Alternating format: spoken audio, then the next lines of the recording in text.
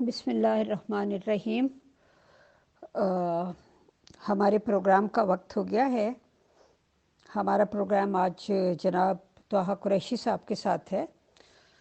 और मैं तोहा कुरैशी साहब को ग्रुप में खुशामदीद कहती हूँ। इस प्रोग्राम में मेरे हमराह जनाब हाफिज़ अकबर चौधरी साहब भी शरीक होंगे और हम दोनों ही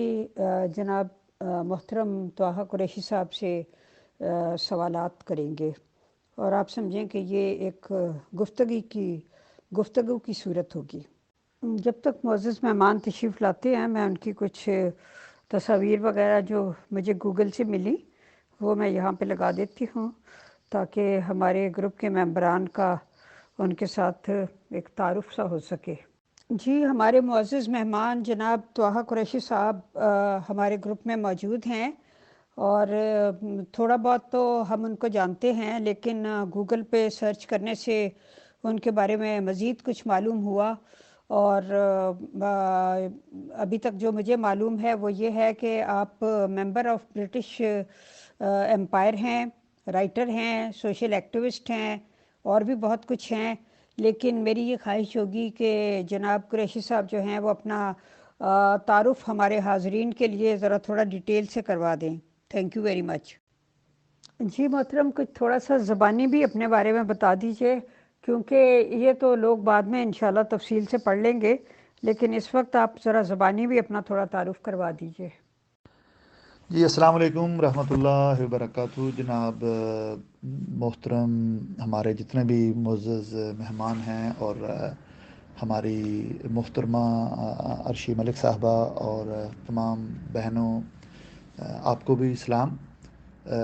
मैं आप सबका शुक्रिया अदा करता हूँ कि आपने मुझे अपने ग्रुप में आने की दावत दी। बस तारुफ तो ये है कि मैंने डाल दिया है ग्रुप में, अब जिस को देखना हो वो देख लीजिए। तारुफ का क्या मामला है, बस एक आम सा आदमी हूँ।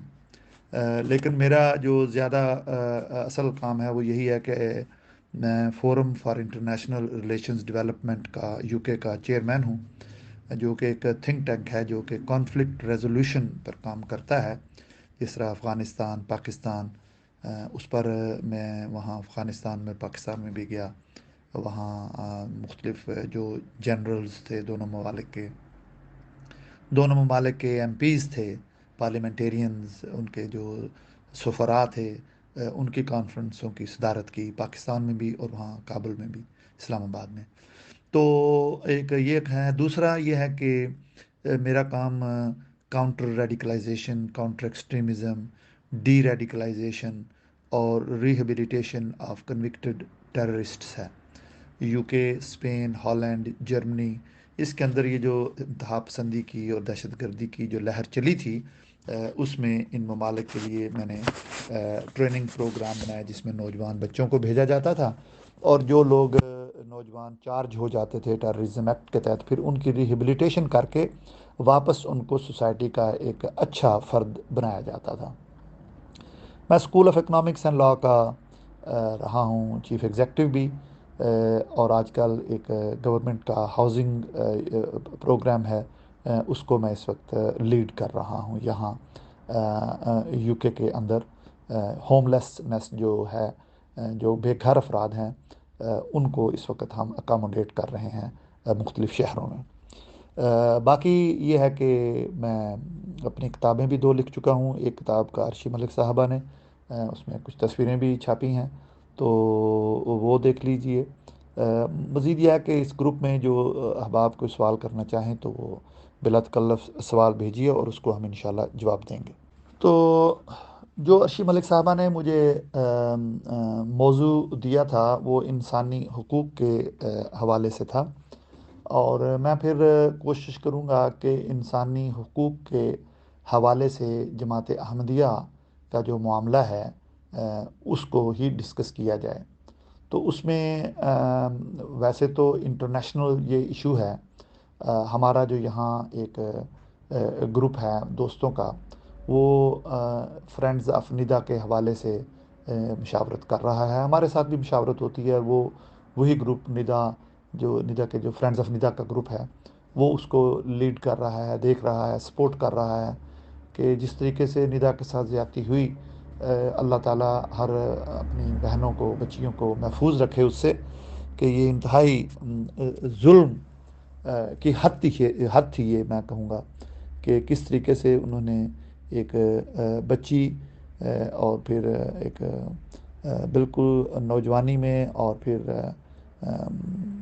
بالکل جب جوان ہو گئی اس وقت بھی، یعنی کہ بچپن، نوجوانی اور جوانی، اس بچی کے ساتھ مستقل زیادتی ہوتی رہی، اور اس کا اب آن ریکارڈ آ گیا ہے سارا معاملہ۔ تو کچھ چیزیں تو ہم اوپنلی ڈسکس کر سکتے ہیں، لیکن کیونکہ میٹر ابھی پولیس کے پاس ہے، انویسٹیگیشن ہو رہی ہے، تو اس کو ہم جیپرڈائز بھی نہیں کرنا چاہتے۔ میں ایک بات پہلے ضرور کہنا چاہوں گا کہ جہاں تک ندا کے معاملہ ہے، اس میں جو میری جو ہمدردیاں ہیں وہ بالکل ندا کے ساتھ ہیں اور احمدیوں کے ساتھ ہیں، کہ جو لوگ اس جماعت میں پھنسے ہوئے ہیں۔ مجھے کئی میرے احمدی دوست ہیں جو کہ بتاتے ہیں کہ وہ کس طرح ربوہ میں ظلم کا شکار ہیں، یہاں پر ان کے ساتھ ایٹراسٹیز ہو رہی ہیں، یو کے اندر ان کے حقوق کو کی بالکل جو ہے وہ کوئی پاس نہیں رکھا جا رہا ان کا۔ اسی طرح امریکہ اور کینیڈا میں بھی کچھ لوگ ہیں جن کی طرف سے پیغامات آتے رہتے ہیں۔ تو میں یہ بات کہنا چاہوں گا کہ ہم اس معاملے میں یہ کوئی مذہبی جنگ سمجھ کر اس میں ہم انوالو نہیں ہیں، اس میں ہم انسانی حقوق کے حوالے سے انوالو ہیں، کیونکہ اللہ تعالیٰ نے قرآن میں صاف کہا ہے، بسم اللہ الرحمن الرحیم، یا ایہا الناس انا خلقناکم من ذکر و انثی وجعلناکم شعوبا و قبائل لتعارفوا ان اکرمکم عند اللہ اتقاکم۔ O people, we have created you from a single pair of a male and a female, that is Adam and Eve. And we have made you into nations and tribes so that you may know one another, not that you despise or hate one another. And in the sight of God Almighty, those who are the most righteous are the most honorable. یعنی کہ اللہ تعالیٰ نے قرآن میں یہی کہا کہ اے لوگو، ہم نے آپ کو ایک ہی مرد اور عورت یعنی کہ آدم اور حوا سے پیدا کیا ہے، اور ہم نے آپ کے قبائل اور آپ کی قومیں صرف آپ کی پہچان کے لیے، تعارف کے لیے بنائے ہیں، نہ کہ آپ ایک دوسرے سے نفرت کا اظہار کریں۔ اس وجہ سے اللہ کے ہاں سب سے اچھا وہی ہے، سب سے افضل وہی ہے جو کہ متقی ہے، اللہ سے محبت رکھتا ہو، اللہ سے ڈر رکھتا ہو۔ تو جی، یہ ہے میرا کام کرنے کا، یہاں بھی غیر مسلموں کے ساتھ بھی، حکومتی اداروں کے ساتھ بھی، مسلمانوں کے ساتھ بھی، یہاں کے جو قادیانی گروپ ہے احمدیوں کا، ان کے ساتھ، لاہوری گروپ کے ساتھ تو اتنا انٹریکشن نہیں ہے، کیونکہ ان کا یہاں زیادہ ہیومن رائٹس کے حوالے سے یا پرسیکیوشن کے حوالے سے اتنا شور نہیں ہوتا، جبکہ یہ قادیانی گروپ جو ہے، جو مرزا محمود نے بنایا تھا، وہ گروپ یہاں لندن میں ان کا ہیڈ کوارٹر ہے، اور وہی زیادہ جعلی کیس بھی بنا کر حکومتی پارلیمنٹیرینز کو اور حکومتی اداروں کو، یونائٹڈ نیشن کو، یورپین یونین کو اور پولیس کو وہ دیتے رہتے ہیں، اور پھر جب لوگوں کو پتہ چلتا ہے کہ یہ تو ایک دھوکہ ہے اور فراڈ ہے، جس طرح جرمنی میں ہوا، وہاں کی کورٹ نے کہہ دیا کہ یہ آپ لوگوں کے اوپر ظلم نہیں ہوگا، واپس جاؤ، 500 کے قریب لوگوں کو کہہ دیا۔ یہاں بھی سپریم کورٹ کا کیس آ گیا کہ انہوں نے بھی کہہ دیا کہ جی آپ کے اوپر کوئی ظلم نہیں ہوتا، واپس جاؤ انڈیا میں، پاکستان میں۔ تو یہاں تک اب آتی ہے بات ہمارے انسانی حقوق کے حوالے سے، تو ہم ندا کے کیس کو ایک کیس سٹڈی کے طور پر دیکھ رہے ہیں کہ کس طریقے سے جماعتی سرپرستی میں، جماعتی عہدیداران کی سرپرستی میں، وہاں ربوہ میں اور یہاں لندن میں کس طرح ان کے ساتھ بچیوں کے ساتھ زیادتی ہوئی۔ اور ندا کا کیس اب اس طرح ہے کہ وہ تو پبلک ہو چکا ہے، اور ندا کوئی عام خاتون نہیں ہے، وہ مرزا ناصر صاحب کی پوتی، مرزا طاہر صاحب کی نواسی، تو ایک اس گھرانے سے ہیں جہاں وہ پلی بڑھیں۔ اور میں تو یہ الفاظ بھی استعمال نہیں کر سکتا جو ندا النصر نے جب مرزا مسرور صاحب سے گفتگو کے دوران کہے، کہ ان کو کہا، انہوں نے کہ آپ نے جو حاطہ خاص ہے، جو ان کا جو جو بڑا اسپیشل کورٹ یارڈ ہے جو ان کا احاطہ ہے خاص ربوہ میں، اس کو آپ نے کنجر خانہ بنایا ہوا ہے۔ اللہ تعالیٰ معاف کرے جی، جب ان کی ایک اپنی بیٹی اس طرح جس نے آنکھوں سے دیکھا اور ایکسپیرینس کیا، اگر وہ یہ کہتی ہے تو پھر میں اور آپ کون ہوتے ہیں کہ اس کی بات پر یقین نہ کریں؟ اور اس کے بعد بہت سارے ثبوت بھی ہیں۔ قریشی صاحب، آپ چونکہ یو کے میں ہوتے ہیں تو آپ کا کیا خیال ہے کہ یہ جو 45 منٹ کی آڈیو لیک ہوئی تھی، اس کے بعد سے جماعت احمدیہ میں ایک ذرا خاموشی سی طاری ہے؟ آپ کے خیال میں اس کا کیا ریزن ہو سکتی ہے کہ خلیفہ صاحب نے ابھی تک اس کے بارے میں کوئی بھی بیان نہیں دیا؟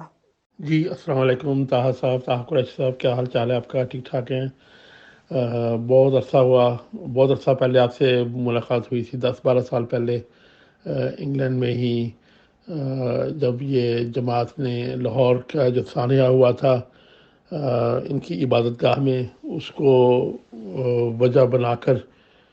تو وہاں پر مسلمانوں کے خلاف کچھ سازشیں کی تھیں، تو اس کی کوئی اینڈنگ ہوئی یا اس کے بعد کوئی اس کے اوپر کوئی مزید کوئی شرارت ہوئی یا مزید کوئی کارروائی ہوئی؟ وہ اگر آپ واضح کر دیں تو پھر انشاءاللہ آگے چلتے ہیں۔ اور محترم طاہر صاحب، دوسرا سوال یہ ہے کہ یہ نداء النصر کا کیس آپ جانتے ہیں، وہاں پر پروسیکیوشن کو اور باقی اس طرح کے کیسز جو ہوئے ہیں،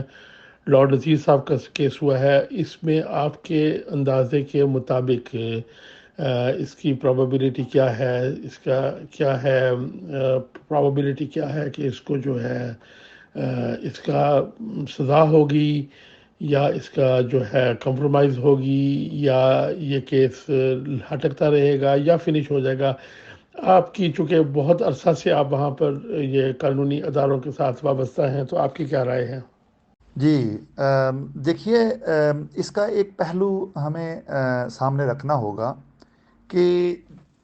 اس پر پہلے بھی ویسے تو کئی مقررین نے ضرور بات کی ہوگی کہ جب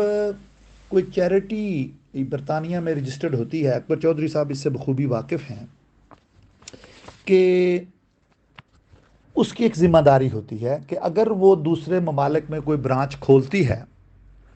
تو وہ اس کی ہر ایکٹیویٹی کی بائی لا رسپانسیبل ہے۔ تو یہاں کی جو احمدیہ مسلم موومنٹ ہے، یہ اپنے ہر برانچ آفس جو ربوہ میں ہے، کینیڈا میں ہے یا امریکہ میں ہے، یہ اس کی رسپانسیبل ہے۔ یا تو یہ ان سے علیحدگی کا اقرار کرے یا کہے کہ جی وہ انڈیپینڈنٹ ہیں۔ اگر یہ ساری اس احمدیہ مسلم موومنٹ یا ان کی کوئی بھی چیریٹی، جو ان کے تو اکبر چودھری صاحب نے ایک بہت بڑا انالیسس کیا ہوا ہے، ان کے تو 50 کے قریب جو ہے نا جی وہ بزنس وہ ہیں، کمپنیاں ہیں، اور پتہ نہیں کہاں کہاں سے یہ منی لانڈرنگ ہو رہی ہے،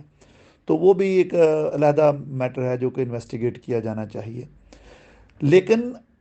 یہاں کی ایک مثال میں اکثر دیا کرتا ہوں کہ کئی چیریٹیز بشمول آکسفام، ایک یہاں برٹش چیریٹی ہے جو کہ مختلف ممالک میں کام کرتی ہے، تو ان کا جب ایک ملک میں، جس کا میں ابھی نام نہیں لوں گا، ایک ملک میں جب